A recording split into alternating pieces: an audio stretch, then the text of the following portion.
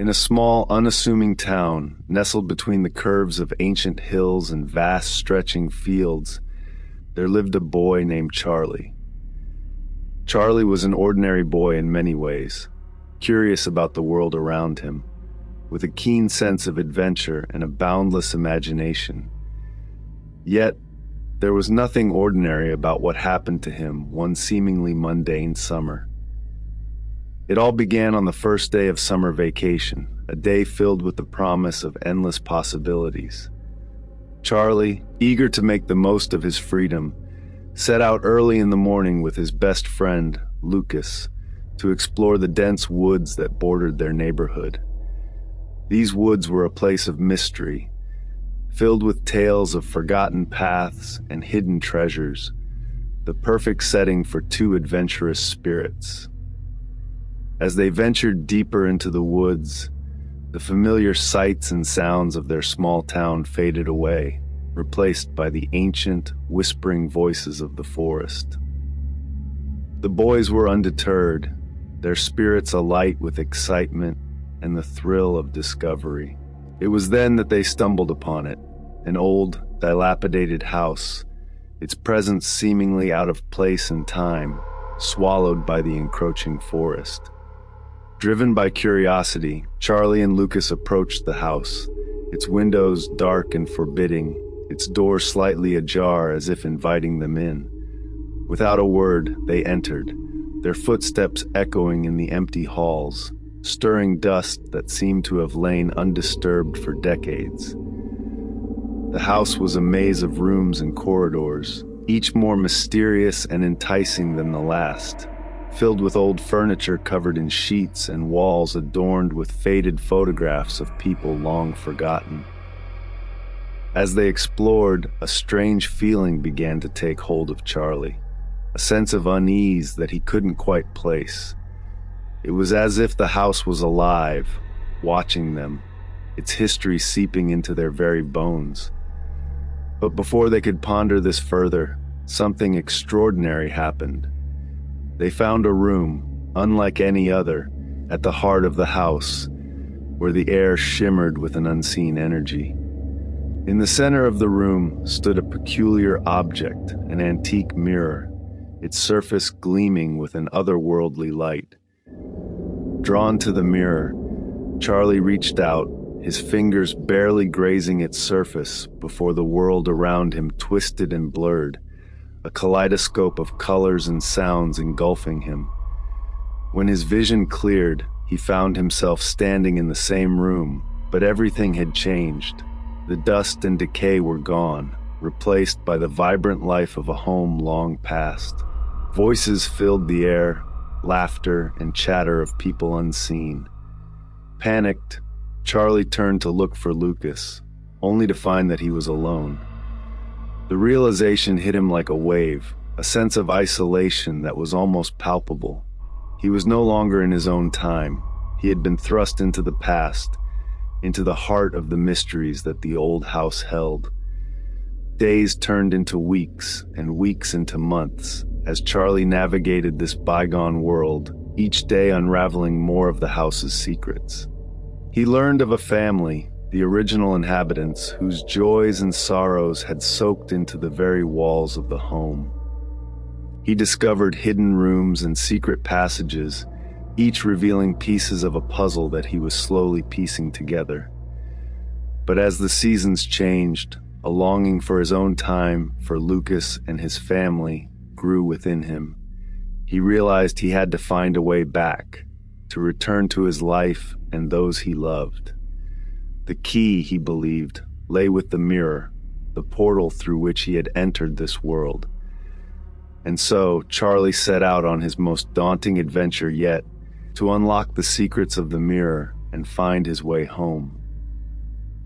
Little did he know, the journey ahead was fraught with challenges and dangers, and the path back was not as straightforward as he had hoped. As he delved deeper into the mystery, the boundary between past and present began to blur, and a darker truth about the house and its inhabitants started to emerge, one that threatened not just his return, but his very existence. The story does not end here, for Charlie's journey through time, his quest for home, and the secrets of the old house are far from resolved. The shadows of the past linger, reaching out to the present, weaving a tale that is yet to find its conclusion. As Charlie delved deeper into the mysteries of the house and its connection to the antique mirror, he realized that the answers he sought were intertwined with the history of the house's former inhabitants. Each clue he uncovered led him to understand the complex web of relationships, betrayals, and hidden desires that had shaped the fate of the family and, consequently, the nature of the mirror itself. It was during a stormy night, with rain battering the windows and thunder rumbling through the house, that Charlie discovered the diary of Elizabeth, the youngest daughter of the family, who had lived in the house a century ago. The diary, hidden within a secret compartment in her room, revealed the depths of Elizabeth's loneliness and her fascination with the occult, which had led her to experiment with the mirror as a portal to other worlds. Elizabeth's experiments had unintended consequences, creating ripples through time that were felt long after her death. The mirror had become a focal point of these temporal disturbances, a gateway not just between times but between realities. As Charlie read the diary by candlelight, he realized that Elizabeth's spirit was trapped, bound to the mirror, her essence fueling its power. Determined to find a way back to his own time and to free Elizabeth's spirit, Charlie began to study the notes and spells Elizabeth had scribbled in the margins of her diary. It was clear that the solution required a ritual, one that needed to be performed at a specific time, under a specific alignment of stars that mirrored the conditions of the night when Elizabeth first activated the mirror's power. The weeks passed, and Charlie prepared for the ritual, gathering the necessary items and reciting the incantations Elizabeth had described. Yet, as the day approached, an unease settled over him. The house seemed to grow more restless, strange noises echoing through the halls at night, and shadows flickering at the edge of his vision. It was as if the house itself was aware of his plans and was resisting his efforts to alter its history.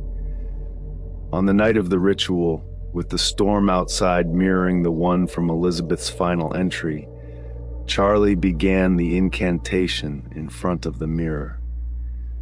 The air around him charged with energy, the boundary between times blurring as the mirror's surface rippled like water disturbed by a stone. In the reflection, he could see not only his own image, but the faces of Elizabeth and her family, their expressions a mixture of hope and sorrow. As the ritual reached its climax, a blinding light erupted from the mirror, engulfing the room and throwing Charlie to the ground. When he regained his senses, he found himself lying in the woods near his home, the morning sun filtering through the leaves above him. He was back in his own time, the adventure seemingly over. But as Charlie stood and made his way back to his house, he couldn't shake the feeling that something had followed him through the mirror, a whisper of the past that lingered in the air. Unbeknownst to him, the ritual had not only opened a path home, but had also set in motion events that would unravel the fabric of his reality, challenging the very nature of time and space. The story continues, with Charlie's return marking not the end, but the beginning of a new chapter in the mystery of the old house and the antique mirror. As the boundaries between past and present, reality and illusion begin to blur, Charlie must confront the consequences of his actions and the truth that some doors once opened can never be fully closed again. In the days following his return, Charlie struggled to readjust to the familiarity of his life. His parents noticed a change in him, a distance in his gaze, as if part of him remained in the shadows of the old house.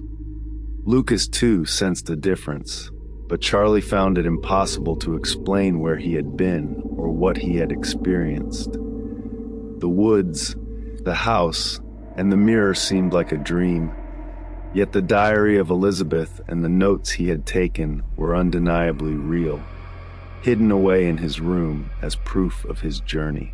Charlie tried to resume his life, to fill his days with the routines of school and friends, yet the whisper of the past that had followed him from the mirror lingered. Unseen forces seemed to tug at the edges of his reality, strange occurrences that defied explanation. Objects misplaced, time lost in inexplicable ways, and an unsettling feeling of being watched. It was as though the barrier he had crossed had left a permanent mark, a thinning between worlds that now allowed the strange and unexplainable to seep through. Determined to understand what had happened and to put an end to the disturbances, Charlie returned to the woods, to the spot where the old house had stood. To his surprise, there was no trace of the house, only the undisturbed forest floor and the natural growth of the woods. It was as if the house had never existed, erased from the present. Yet, as he turned to leave, a glint of light caught his eye, buried beneath a layer of leaves and dirt. It was a small, handheld mirror, its frame ornate and aged, unmistakably from the house. Charlie realized then that the ritual had not fully severed the connection between the times and realities. The mirror, smaller, yet imbued with the same energy as its larger counterpart, was the key. Elizabeth's spirit, though freed from her imprisonment, had left behind a fragment of her power within the mirror, a bridge that remained open and unstable. With a resolve born of understanding and desperation, Charlie gathered his friends, including Lucas, to close the breach once and for all. Using the knowledge gained from Elizabeth's diary and his own experiences, they performed a new ritual, this time aimed at sealing the mirror and its connections permanently. They combined their efforts, focusing on the intention to heal the rift and protect their world from the intrusions of the past. As they completed the ritual, the mirror's surface flared with light, then shattered, the pieces dissolving into nothingness. A calm settled over the woods, the air clearing as if a pressure had been lifted. In that moment, Charlie knew it was over. The link had been closed, the balance restored. In the aftermath, Charlie's life returned to normal, or as normal as it could after such an experience. He kept the diary of Elizabeth, a reminder of his journey and the lessons learned. The strange occurrences ceased, and the sense of being watched faded away. Yet Charlie often found himself gazing into mirrors, pondering the mysteries of other worlds and the thin barriers that separate them. The adventure in the old house became a legend among Charlie and his friends, a tale of curiosity, bravery, and the unbreakable bonds of friendship. And while the physical journey had ended, the experience left a lasting impression on Charlie, a deep appreciation for the mysteries of the world and the unseen forces that shape our lives. So ends the tale of Charlie and the antique mirror, a story of adventure across the bounds of time, a reminder that some mysteries are meant to be explored, but also respected.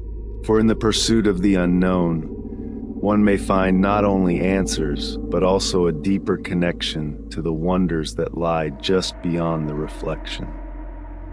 Thank you for listening to my channel.